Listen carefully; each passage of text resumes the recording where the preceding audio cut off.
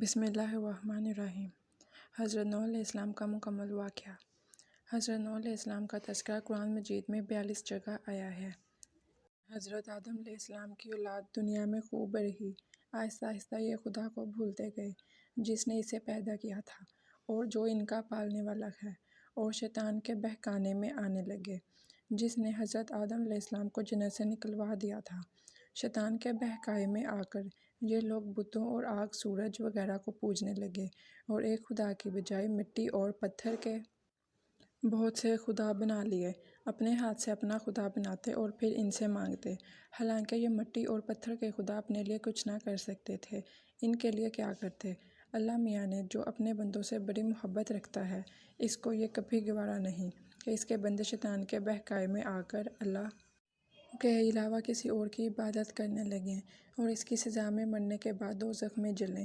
اللہ پاک نے حضرت نوح علیہ السلام کو اپنا نبی بنا کر بھیجا۔ اس زمانہ میں لوگوں کی عمریں بہت بڑی بڑی ہوتی تھیں۔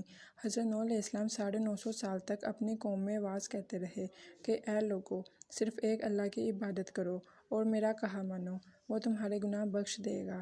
لیکن لوگوں نے حضرت نوح علیہ السلام کی باتوں کو نہ مانا اور اپنے کانوں میں انگلیاں دے لیں اور کپڑے اوڑھ لیے تاکہ حضرت نوح علیہ السلام کی آواز کانوں تک نہ پہنچے۔ حضرت نوح علیہ السلام ہمت نہ ہارے، وہ برابر سمجھاتے رہے اور کہتے رہے، اے لوگو، اللہ سے معافی مانگو، وہ بڑا معاف کرنے والا ہے۔ وہ تم پر آسمان سے بارش برسائے گا تاکہ تم خوب اناج پیدا کر سکو اور اس کے ذریعے سے بڑے بڑے باغ پیدا کر دے گا، ان میں نہریں پیدا کر دے گا، تمہیں مال و دولت دے گا اور بیٹے دے گا۔ تمہیں کیا ہو گیا ہے کہ تم خدا کو نہیں مانتے، حالانکہ اس نے آسمان بنائے، چاند اور سورج بنائے۔ اس نے تم کو مٹی سے پیدا کیا اور پھر اس مٹی میں ایک دن تم مل جاؤ گے اور پھر قیامت کے دن اسی مٹی سے تم کو دوبارہ زندہ کر دے گا۔ لیکن لوگوں نے اپنے بتوں کو نہیں چھوڑا اور حضرت نوح علیہ السلام سے کہنے لگے کہ ہم اپنے بتوں کو ہرگز نہ چھوڑیں گے اور ہم تو تم کو اپنے جیسا آدمی ہی دیکھتے ہیں اور تمہارا کہنا بھی صرف چند غریب لوگوں نے مانا اور ہم تو تم کو جھوٹا سمجھتے ہیں۔ حضرت نوح علیہ السلام نے کہا کہ اے میری قوم، میں تم کو جو نصیحت کرتا ہوں اس کے بدلے میں تم سے کوئی مال و دولت نہیں چاہتا، اور جو غریب آدمی مسلمان ہوئے ہیں اور اللہ پر ایمان لائے ہیں ان کو میں اپنے پاس سے تمہارے کہنے سے نکالوں گا نہیں۔ اگر میں ان کو اپنے پاس سے نکال دوں تو خدا کے عذاب سے مجھے کون بچائے گا؟ اگر میں ایسا کروں گا تو بہت ناانصاف ہو جاؤں گا۔ ان کی قوم کے لوگوں نے کہا، اے نوح علیہ السلام، تم نے ہم سے جھگڑا بہت کر لیا۔ اگر تم سچے ہو تو جس عذاب سے تم ہم کو ڈراتے ہو وہ لے آؤ۔ حضرت نوح علیہ السلام نے کہا کہ جب اللہ پاک چاہیں گے عذاب لے آئیں گے۔ اللہ تعالیٰ نے حضرت نوح علیہ السلام کو وحی کے ذریعے سے حکم بھیجا کہ تمہاری قوم میں جو لوگ ایمان لا چکے ہیں ان کے علاوہ اور کوئی ایمان نہیں لائے گا۔ تم غم نہ کرو، ایک کشتی بناؤ۔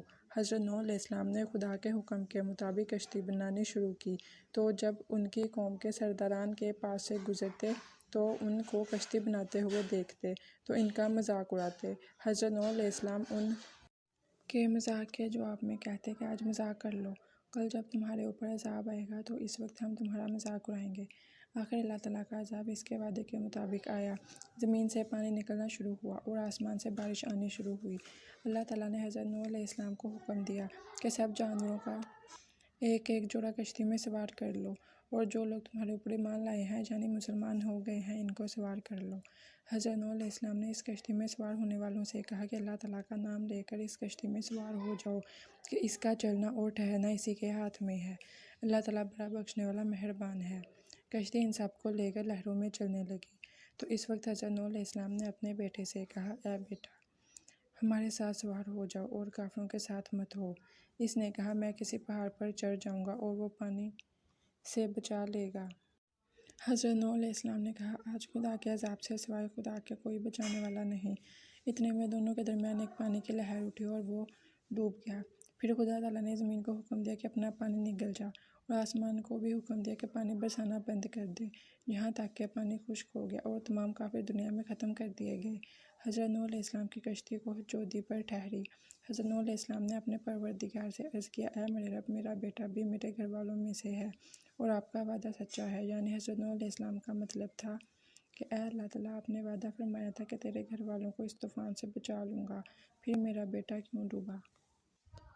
تو خداوند تعالیٰ نے فرمایا کہ اے نوح، تیرا بیٹا تیرے گھر والوں میں سے نہیں تھا کیونکہ اس کے عمل اچھے نہیں تھے۔ میں تجھ کو نصیحت کرتا ہوں کہ ایسی بات نہ کر جو تیرے علم میں نہیں، اس لیے کہ کنعان اللہ کے علم ازلی میں کافر تھا اور یہ بات نوح علیہ السلام کے علم میں نہ تھی۔